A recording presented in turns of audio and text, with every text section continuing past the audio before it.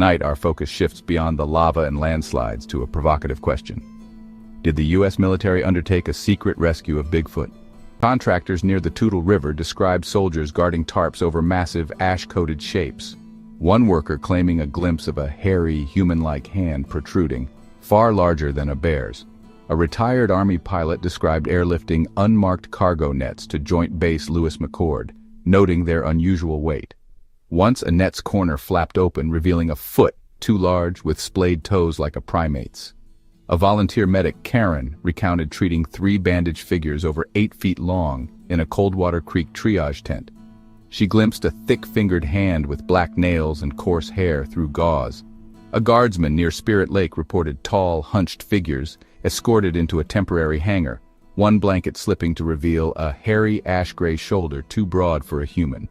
A retired airman recalled securing a hangar at Lewis-McChord for 2 non-human entities over 8 feet tall, their backward-bending knees and heavy coats marking them as otherworldly. As you stand in a shadowed forest, will you shrug off the chill? Or recall Ape Canyon, the medics, the whispers of Lewis-McChord? Is this a tale or a truth watching from the mist? Can engineers save Bigfoot? As military departments work to enhance actions protecting the environment and save endangered species of plants and animals from extinction, the Corps of Engineers may prove to be the salvation of Bigfoot. Though most federal government agencies scoff at the existence of Bigfoot, the Corps lists the creature as one of the native species for the state of Washington in its environmental atlas. So many people have been stalking Bigfoot with high-powered rifles and cameras that Skamania County, Washington, is prepared to impose a $10,000 fine and a 5-year jail term on anyone who kills Bigfoot. The sky darkened as ash fell like a poisonous snowfall. Yet amid the devastation, a lesser-known narrative began to surface. While the world grappled with the volcano's wrath, whispers emerged of a different discovery buried in the debris. Contractors reported seeing soldiers guarding ash-covered bodies that appeared too tall to be human. Medics hinted at treating hulking, bandaged figures in dimly lit tents. Pilots spoke of helicopters lifting cargo nets filled with mysterious contents, ferried to a secluded military base. These devils stood 9 to 10 feet tall, their coarse hair and glowing eyes cutting through the night. They moved with uncanny silence, leaving only massive footprints in the mud before vanishing at dawn. The tribes revered them as wilderness guardians, cautioning against lingering in high caves after sunset, a warning rooted in lived experience handed down through generations. One afternoon, Beck and a companion hiked to a spring. As they filled their canteens, rustling broke the silence. Beck turned to face a 7-foot-tall creature, its blackish-brown hair unmistakable, standing 30 yards away. That night, the miners barricaded themselves inside as midnight approached. Suddenly, thud, thud, thud, rocks battered the walls and the roof creaked under a heavy presence. Eyewitnesses had no gain, only loss. Their accounts, backed by Mersel's 2013 casings and recent Toutle River growls, defied dismissal. The mountain's legacy persists, its restricted valleys and denied requests hinting at a living mystery. As you stand in a shadowed forest, will you shrug off the chill? Or recall Ape Canyon, the medics, the whispers of Lewis-McChord? Is this a tale or a truth watching from the mist? As the mist settles over Mount St. Helens once more, the enigma of Bigfoot lingers, a mystery woven into the ash and legends of the past. Whether guardian of the wild or a tale lost to time, the story invites us to keep listening, keep searching. Why intervene? The 1973 Endangered Species Act might compel protection. Cold War fears could drive study or weaponization of a new hominid. Public panic threatened stability, justifying secrecy. Eyewitnesses had no gain, only loss.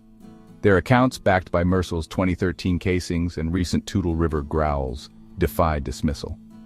The mountain's legacy persists, its restricted valleys and denied requests hinting at a living mystery. In a surprising revelation, the FBI has released 22 documents shedding light on a 1970s investigation into the possible existence of Bigfoot. The probe, initiated in response to a request from Oregon-based Bigfoot hunter Peter Byrne, highlights a unique moment where federal investigators engaged with the mysterious legend. The investigation began in 1976 when Byrne, director of the Bigfoot Information Center and Exhibition, contacted the FBI with a serious inquiry.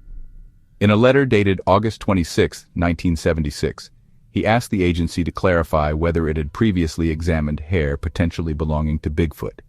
seeking to set the record straight on the matter. Convinced by Burns' persistence, the FBI agreed to analyze 15 unidentified hair and tissue samples submitted for scientific inquiry. The results, detailed in a December 1976 letter from Assistant FBI Director Jay Cochran, concluded that the samples belonged to an animal of the deer family, effectively closing the case by February 1977. While the FBI's findings debunked this particular evidence, the documents serve as a curious footnote in the ongoing saga of Bigfoot lore. A witness at the meeting recounted hearing about 2 Sasquatch bodies that the Army Corps of Engineers had reportedly removed from the volcanic devastation zone, an operation believed to have taken place approximately 2 months after the initial blast. Terry Reams, another attendee, shared a related account tied to a dredging operation along the Cowlitz River. He claimed that during this cleanup effort, 2 bodies were unearthed from the sandy riverbed. The discovery sparked immediate action, with a helicopter swiftly arriving to airlift the bodies away from the site. Bigfoot and the Buried A-Frame. Location: Kidd Valley, Washington. Date of event: May 18, 1980, approximately 8.5 hours post-eruption. Roughly 8.5 hours after Mount St. Helens unleashed its devastating volcanic eruption, a relentless river of mud surged into Kidd Valley, located approximately 25 miles from the volcano's epicenter. This destructive flow reached staggering speeds of up to 70 miles per hour during its descent, slowing to 20 miles per hour by the time it ravaged the homes. Among the casualties was a newly constructed A-frame house, entombed under 200 tons of silt, mud, water, and ash. These patrols, the witness suggests, may have inadvertently stumbled upon something extraordinary, possibly the remains of Bigfoot. The story unfolds through the eyes of a witness whose father held a supervisory role with the Weyerhaeuser Logging Company.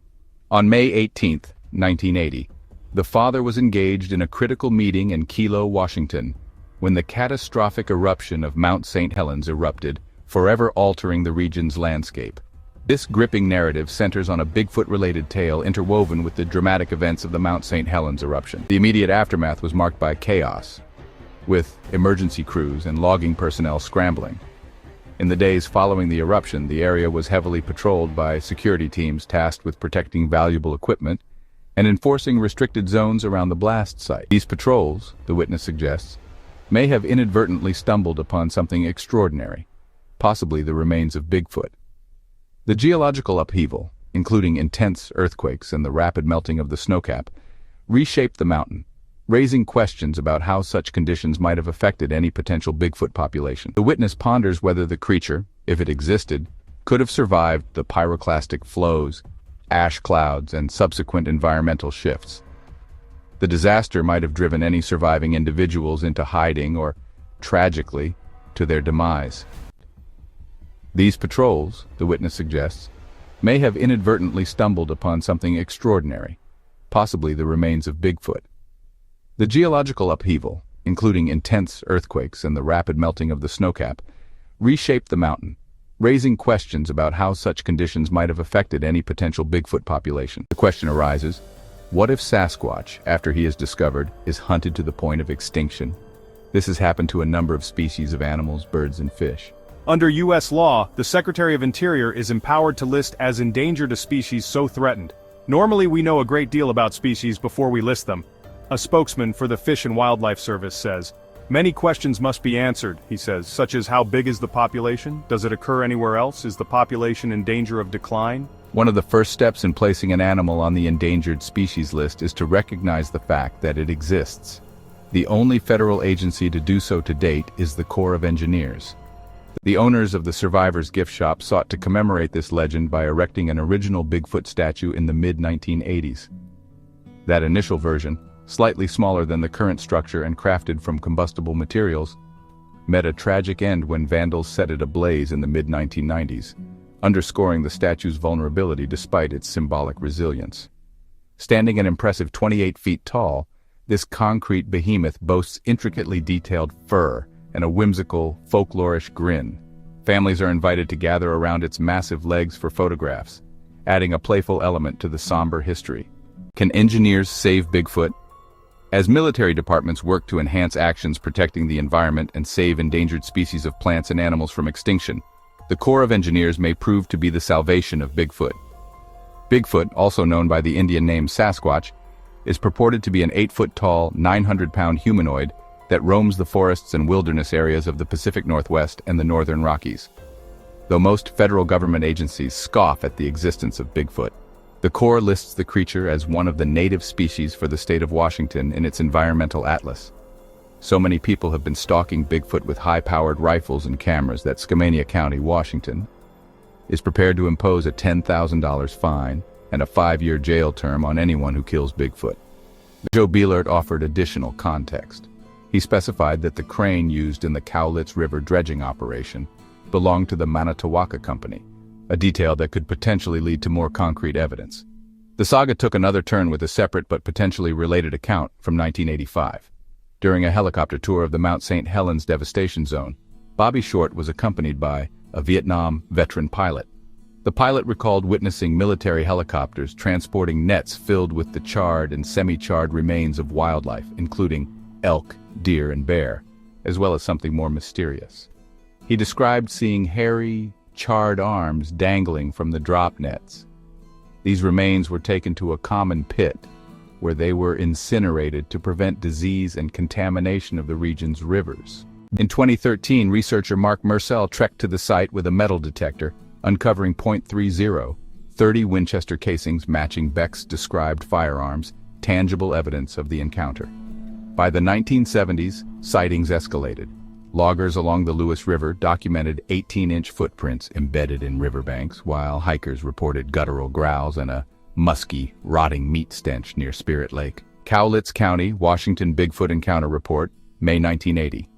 During one of Ray Crow's renowned Western Bigfoot meetings, a fascinating and somewhat unsettling topic emerged among the gathered enthusiasts and researchers. The discussion turned to reports of Sasquatch corpses allegedly discovered in the wake of the catastrophic eruption of Mount St. Helens on May 18, 1980. The buried A-frame endures as a central feature of a unique tourist attraction known as the North Fork Survivors Gift Shop. Visitors once had the opportunity to explore the A-frame's ground floor, now situated below the surface. The allure of this site extends beyond the geological marvel, enhanced by an extraordinary addition: the largest Bigfoot statue yet encountered. Though the fate of the authentic Bigfoot remains a subject of speculation, the current Bigfoot statue stands as a survivor in its own right. Replaced with a more durable concrete design, it continues to draw visitors. The Enigma of Bigfoot at Mount St. Helens. On May 18, 1980, a date forever etched into the memory of the Pacific Northwest, Mount St. Helens erupted at 8:32 a.m. with the explosive power of 24 megatons of TNT, capable of flattening forests, evaporating lakes, and sculpting a mile-wide crater. One afternoon, Beck and a companion hiked to a spring. As they filled their canteens, rustling broke the silence. Beck turned to face a 7-foot-tall creature, its blackish-brown hair unmistakable, standing 30 yards away. That night, the miners barricaded themselves inside as midnight approached. Suddenly, thud, thud, thud, rocks battered the walls and the roof creaked under a heavy... What moves on 4 powerful legs yet can scale a chain-link fence with frightening agility? What prowls through the darkness in total silence only to erupt in bone-rattling roars that shatter the stillness of night? Diane and Roger King of Fort Mill, South Carolina, wish they didn't know. "It's terrifying," Diane said, her voice low. "I was too scared to even look outside. I just wanted it to be gone." The Thing, as the Kings now call it, visited their property 3 nights in a row a few weeks ago.